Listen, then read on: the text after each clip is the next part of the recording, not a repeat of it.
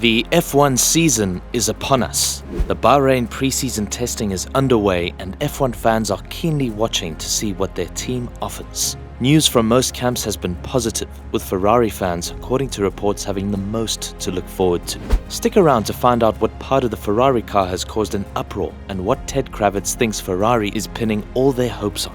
Car design has always been a critical player in F1, with aerodynamics being crucial to a team's success, and is even more important in 2023 due to F1 teams being in an engine freeze, meaning that no performance-based changes can be made to the engine. Still, reliability changes can be made, with the former Ferrari team principal having this to say about how important the car is in F1. According to reports, Ferrari has found an extra 30 horsepower in the off-season, but Vasseur has since rubbished these reports. The team boss did have this to say about Ferrari's upcoming season. You know, the regulation is crystal clear that the engine is almost frozen, that we can't just change something other than for reliability. Last year, it's not a secret that it was not the best aspect of the engine, but we did a good job at the factory, and I think that now we are ready for the season. I think that last year, the window for the engine was very small, and let's see what happens this season, but I think we're in a good place, Vasseur said at the launch of the SF23. Some have described the new Ferrari design elements as a genius move, but one design feature has landed them in trouble, and the biggest question is why they have done it. Ferrari has made it no secret that they started developing their 2023 car early, after realizing that the championship was lost to Red Bull. Their team revealed their 2023 car to much fanfare and did not disappoint with their display of the new car being a breath of fresh air amongst the otherwise dull car reveals. To win, you always need the best car. The driver makes the difference for the last 2/10 on the track, said Binotto.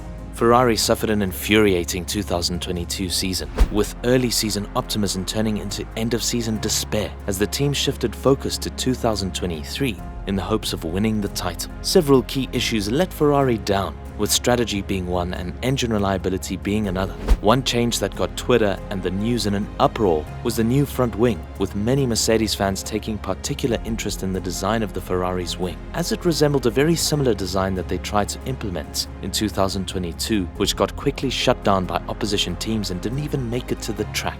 The front wing, however, is allowed this season with a slight tweak to the wording of the regulation making. This change is permitted under the rules, and Mercedes has also tweaked their front wing to take advantage of this new change in wording. Ferrari's S-duct is complex and can't be replicated by the other teams because it is integrated with the whole car, as it is directly connected with the design of the chassis and various other internal aspects. Therefore, not built-in isolation from the car. Now, the engine is not the only point Ferrari has looked to have improved on, with several design features also being attributed to trying to improve the car, some being easy to the naked eye and others being more subtle. Reports from Italy suggest that Ferrari even considered the zero-pod concept that Mercedes ran in 2022. Still, Ferrari's top technicians deemed it less effective and more complex to understand and develop. Two other design features have raised eyebrows, with one being allowed under new regulations but the other not so much. Let's take a look at it. If you are a Ferrari fan, you're thinking, could this finally be our year? While the more pessimistic fans believe we have seen this all before and will wait until the end of the season before they get excited, well, at least until the summer break. According to the Italian publication Formula Uno, the S-duct has been the subject of contention among rival teams. Ferrari's S-duct design is the second feature causing a stir on Twitter and among the teams, as it is somewhat different from the rest of the field. The S-duct concept, an innovative aerodynamic trick to reduce the impact of turbulent air, creating a swinging air passage in the Ferrari's chassis that moves air from the bottom of the car to the upper part of the side. This cools the engine and improves aerodynamics. Ferrari has tweaked the S-duct concept to create better airflow to the rear of the car, low down and at the rear wing. The FIA has reportedly been asking to clarify the legality of the innovation ahead of the upcoming 2023 season. But why would the teams want the FIA to clarify Ferrari's new design? As we are right at the beginning of the season, it is not unusual for teams to push the boundaries in F1. And this change may be a stroke of genius by Ferrari, as according to the team, the wind tunnel reporting has been good, and the team is second faster. The other reason could be the notorious reliability of the Ferrari engine, with any chance to cool the engine being welcomed with open arms. Ferrari's S-duct is complex and can't be replicated by the other teams because it is integrated with the whole car, as it is directly connected with the design of the chassis and various other internal aspects, therefore not built in isolation from the car. Requests are not uncommon, as teams often attempt to find loopholes in the technical rules, though Ferrari is said to be certain that the solutions adopted on the SF23 are fully within the rules. Some would argue that a good driver could adapt to any car, but that is not always the case. Look at Lewis Hamilton. He could not get the W13 to work for him, with the 7-time champion struggling to get to grips with the Mercedes car. Furthermore, with Vasseur saying that there will be no number 1 driver at Ferrari, this could be the season that we see Carlos Sainz shine and potentially add to his maiden P1 that he got in 2022. Both drivers are expected to get exactly the same equipment. If you are Ferrari, do you risk it, or are you that confident that you are within the rules and you go with it? It will be interesting to see what happens. There is great optimism for Ferrari, with Sainz saying this about the car: request for clarification doesn't have to mean anything. The result may be that FIA determines the part in question is within the rules. The other is the FIA deems it illegal. A recent example is Mercedes' 2022 front wing. I will tell you honestly that an F1 car does not move in the driver's direction. An F1 car is developed to go faster. My job as a driver is to look for places that are weak.